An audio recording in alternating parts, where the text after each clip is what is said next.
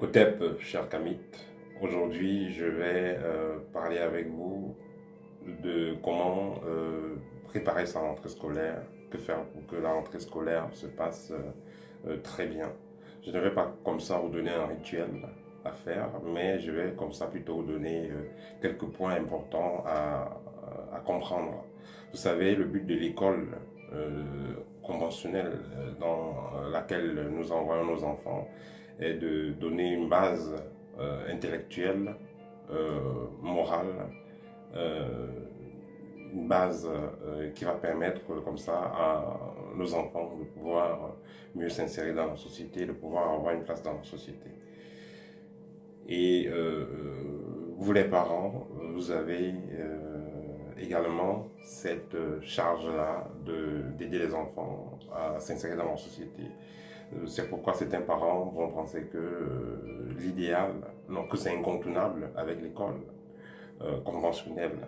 C'est vrai que l'école conventionnelle tue les génies, ça, voilà, ça peut être également nocif, mais à la base, c'est positif dans le sens où on vous apprend à lire, on vous apprend à écrire, les enfants échangent avec les jeunes de presque le même âge que eux. Ça les aide un peu à comprendre la société. Par exemple, ceux qui ont fait l'internat, je pense que parmi vous, il y en a qui ont fait l'internat, n'est-ce pas? Moi, particulièrement, j'ai fait l'internat. J'ai fait le collège Toldakono, quand j'étais au Cameroun, un moment dans mon parcours scolaire.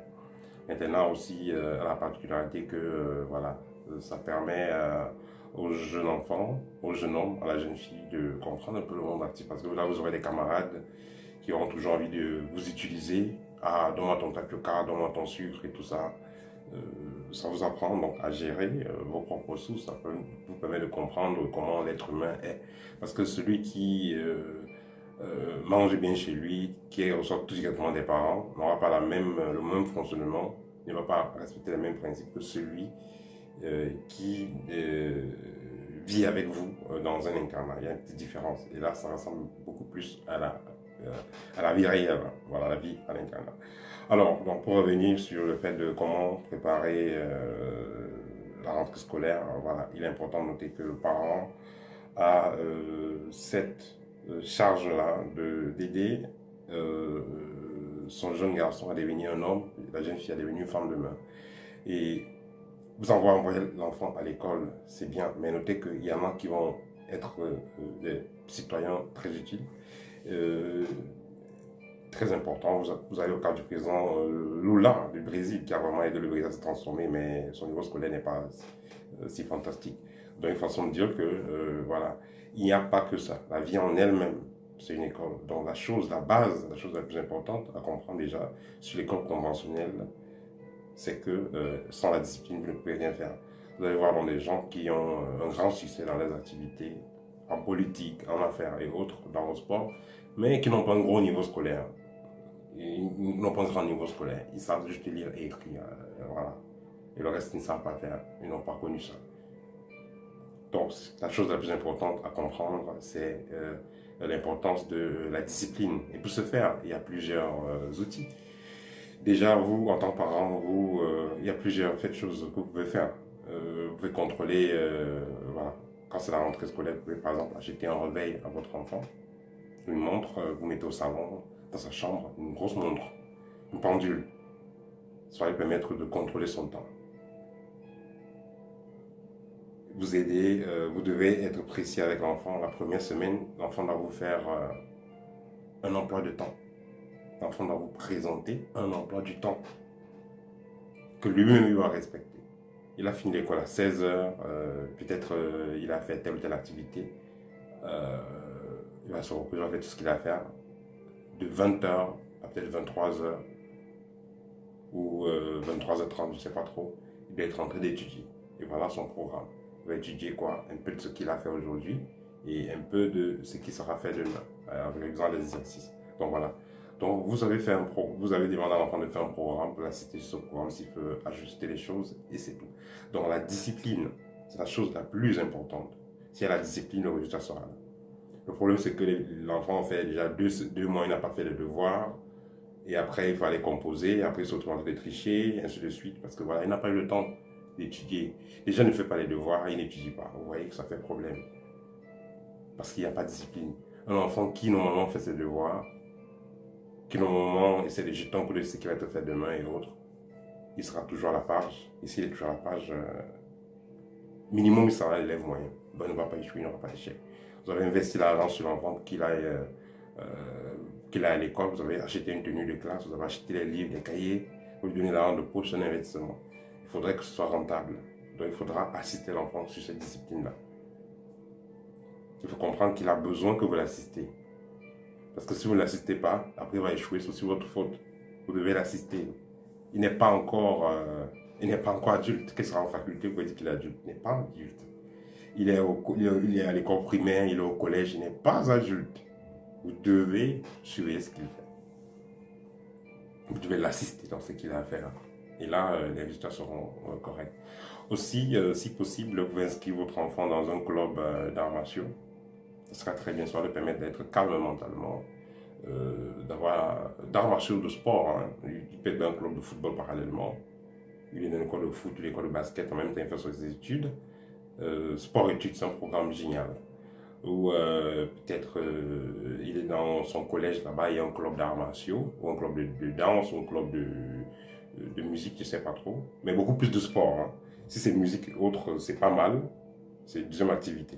Mais ce qui sera mieux, c'est l'activité sportive parce que ça donne beaucoup d'énergie au niveau du cerveau. Ça fait qu'il puisse bien se concentrer. Et bref, ça va l'aider dans l'avenir. Il sera un meilleur citoyen. Celui qui... j'ai eu beaucoup d'enfants qui étaient tellement voyous, qui se comportaient très mal à l'école et autres. Et qui, une fois, le parent les a inscrits dans un club de sport, ils ont émergé dans ça, ils sont devenus parfaits dans ce qu'ils faisaient dans le sport. Pourquoi? Parce que il y a ces enfants qui vont naître avec beaucoup plus d'énergie que les autres. L'enfant moyen, il va aller au travail, il va aller à l'école, il rentre dehors, il fait des exercices et tout il est mollo, il fait tout mollo, tranquille, comme tout le monde. Mais il y a des enfants qui vont venir avec des super énergies. Hein? Donc ça bouillonne. Donc c'est un génie en fait. En même temps, on le voit là-bas, on le voit là-bas, on le voit là-bas, on le voit là-bas. Il fait tellement de choses en même temps. Parfois, il fait des dégâts, il fait des trucs. C'est pas forcément que c'est son mauvais grand. Parfois, c'est que il a un débordant d'énergie et il a besoin de focaliser cette énergie-là quelque part, à part les études. Donc, il va faire ses études et s'il y a une chose parallèle à faire, ce sera parfait. Ça va lui permettre d'être dans cette balance-là et de mieux utiliser l'excès d'énergie qu'il a. Donc, inscrivez votre enfant dans un club de judo, de karaté, de boxe, de muay thai, MMA, ce que vous voulez. Ça ne va faire que l'aider à être un bon étudiant, un bon élève, mais surtout un bon citoyen de demain. Parce que ça va lui permettre d'être un peu plus calme. Je vous assure qu'un enfant qui a une certaine maîtrise dans les arts martiaux, qui a quand même fait les arts martiaux depuis 1, 2, 3 ans, ce ne sera pas un enfant qui va aller chercher la bagarre, chercher les problèmes, non, il sera calme. Parce qu'il sait qu'il est dangereux. Il ne veut pas les problèmes. Celui qui peut-être vient de commencer les arts martiaux, dans ce cas, il cherche la bagarre partout parce qu'il veut s'expérimenter. Mais celui qui a déjà gagné cette expérience va plutôt chercher la paix. C'est très important. Et ça va l'aider à être un meilleur citoyen demain. Parce que voilà, un enfant qui fait le sport aura physiquement, il sera mieux bâti que l'enfant qui ne fait pas le sport. Une jeune fille qui fait du sport sera mieux bâtie, mieux attirante qu'une fille qui ne fait pas du sport, par exemple. Ça, c'est important. Ensuite, donc premièrement, c'est la discipline. Ensuite, il faudra faire très attention au cercle d'amis de vos enfants. Il ne faut pas que vos enfants marchent avec n'importe qui comme camarade. C'est très important. Si possible, invitez le camarade de votre fils ou votre fille à la maison, invitez sa camarade et faites connaissance. Il faudra que, voilà. Avoir beaucoup de camarades, ça ne vaut pas la peine. Elle a une ou deux copines, c'est bon. Et elles travaillent ensemble. Parfois, elles peuvent être aussi sorties, s'amuser ensemble les week-ends et tout. Il n'y a pas de problème. Mais le plus important, c'est quoi? Soyez en contact avec les proches de votre enfant. Ça permettra également d'aider à canaliser votre enfant. Parce que si l'enfant, votre fille ne marche qu'avec les filles bandites, votre fils ne marche qu'avec les enfants bandits, il sera pareil. Ou il marche avec les enfants qui ne fréquentent pas. Bien qui ont abandonné l'école et puis vous attendez à quoi? Votre enfant va vous apporter quel résultat? Il sera important que votre enfant marche avec des enfants qui ont presque le même âge et qui cherchent les mêmes objectifs. ils sont tous en train de chercher le bac, ils sont en train de chercher le BPC, ils sont en train de chercher le CEP. Voilà, ils ont un programme, peut-être ils vont pas ensemble, après ils vont aller à l'école ensemble.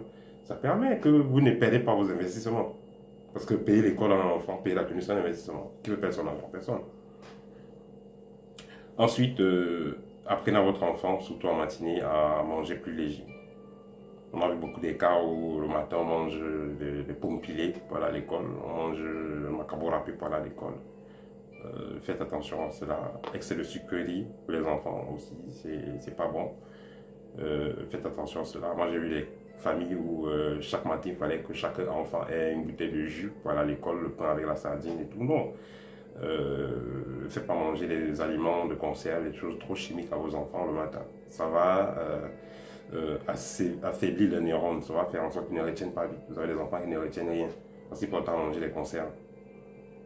Ils ne retiennent rien parce qu'ils passent le temps, voilà, ils vont passer le temps à boire des jus bizarres et tout ça. Voilà. Les enfants ont besoin de jus, il n'y a pas de problème. Faites le jus naturel à la maison. Préparez les petits goûters aux enfants, s'ils vont à l'école primaire, préparez les petits goûters, vous allez les donner. Un peu de fruits, peut-être le pain, vous avez chargé avec des œufs, tout naturel, pain avocat, tout naturel. Voilà. Apprenez aussi à vos enfants à ne pas demander la nourriture, à ne pas manger les choses du voisin à l'école, camarades de classe, ne pas, voilà. Prenez ça à vos enfants. Pas que vos enfants aillent manger, pour manger, boire ce que n'importe qui donne à l'école. Aussi, un autre point important, c'est vous pouvez renforcer la matière grise des enfants avec, par exemple, la nigelle en graines que vous avez fait sans poudre et vous mélangez avec du miel. Ça, c'est bon aussi, on appelle ça les bonbons mémoire. C'est bon aussi pour aider pour la mémoire. Il y a voilà, la citronnelle aussi en thé qui est aussi bien. Voilà. Donc, l'enfant, contrôlez bien l'entourage de l'enfant, qui ne marche pas les gens qui fument, qui vont aller boire l'alcool et tout ça, c'est important. C'est important, chaque chose son temps. On peut être à l'école primaire, manger déjà avec les gens qui fument et tout ça. C'est important. Et en ce qui concerne les disciplines, hein, on ne va pas oublier, voilà, on ne va pas oublier l'argent. L'argent. L'argent c'est aussi important. En Europe, bon je vais dire ici en Russie, hein, parce que voilà, j'étais en Russie, j'étais en une armée le week-end, je suis rentré en Russie. Voilà. En Russie, il y a un nouveau système que les parents font. Ils donnent, je pense que dans beaucoup d'endroits aussi, hein, il y a des banques qui donnent des cartes pour les enfants, pour l'école. Avec le budget, c'est lié au compte des parents. On limite directement le budget et chaque semaine, l'enfant voit, il y a un environnement qui est là. Il est important aussi aux parents d'apprendre à l'enfant à gérer ses ressources. Voilà, ça c'est important aussi, hein. Apprendre à l'enfant à gérer ses ressources et prendre le temps aussi pour causer avec l'enfant, savoir ce que l'enfant veut. Si peut-être l'enfant veut une chaussure spéciale ou un téléphone spécial, vous devez faire des marches avec votre enfant. Tu m'apportes telle note, je te donne tel cadeau. Voilà, ça c'est important. Il est important que vous preniez le temps aussi de causer avec l'enfant. Chaque semaine, comment vont les études, est-ce que tu as des devoirs, comment ça se passe et tout, est-ce que tu as besoin d'aide. Ça c'est important. Donnez-moi chaque semaine, hein, même si vous êtes un homme, vous êtes tellement occupé, vous êtes tellement occupé, même si l'enfant reste avec la nounou, je ne sais pas trop. Prenez un peu de temps, au moins en une journée pendant la semaine, prenez une journée ou quelques heures. Vous allez parler avec l'enfant par rapport à ses études, comment est-ce que les choses avancent, c'est important. Voilà, vous n'avez pas fait, depuis 3 mois, vous n'avez pas parlé avec l'enfant par rapport à ses études. Vous lui donnez seulement l'argent qu'il demande. En fin de compte, voilà, il va passer son temps, il va acheter les jeux vidéo, passer son temps avec les PlayStation, les autres, les games et tout ça.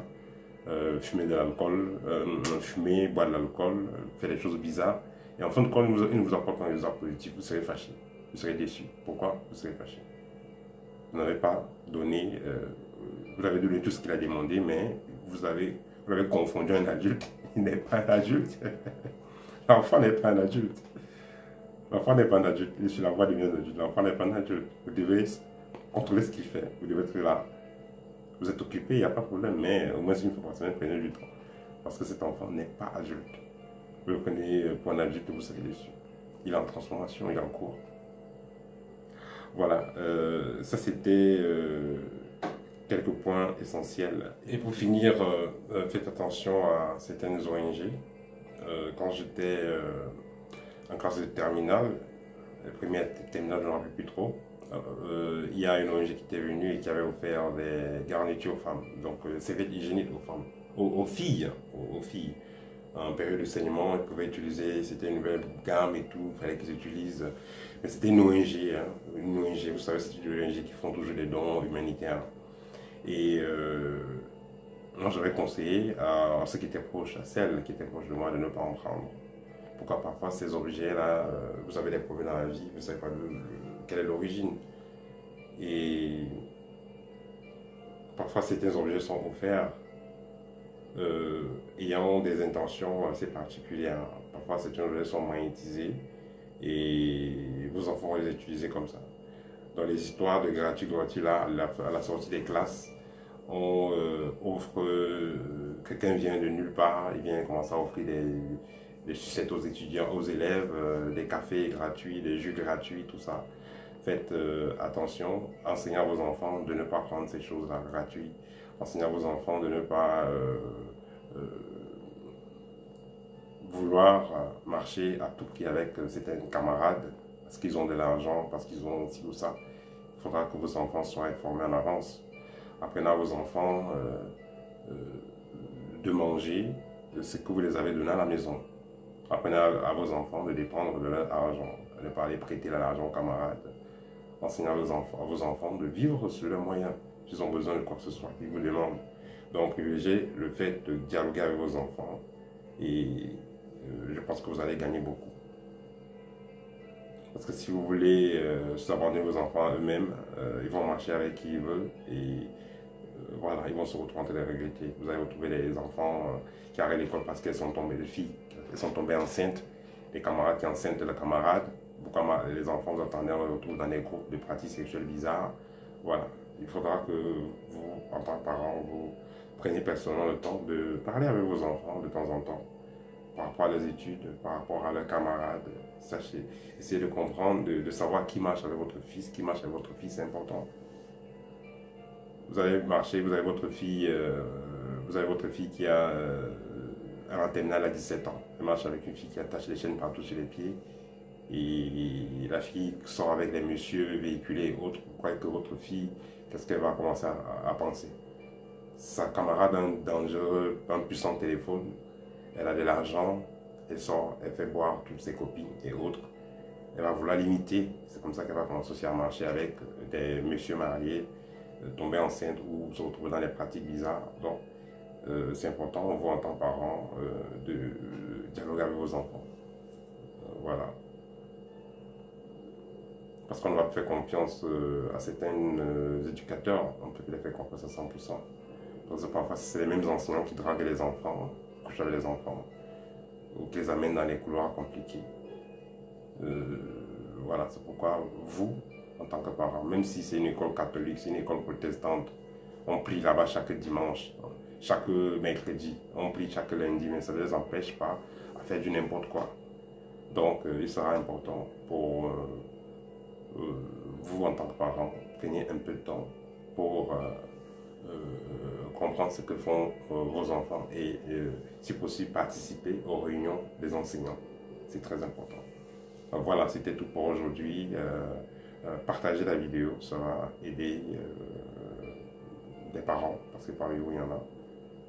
Voilà, partagez à vos frères, vos soeurs qui n'ont pas les enfants, ceux qui sont parents, ça va vraiment aider. Bonne rentrée scolaire à tous les étudiants. Au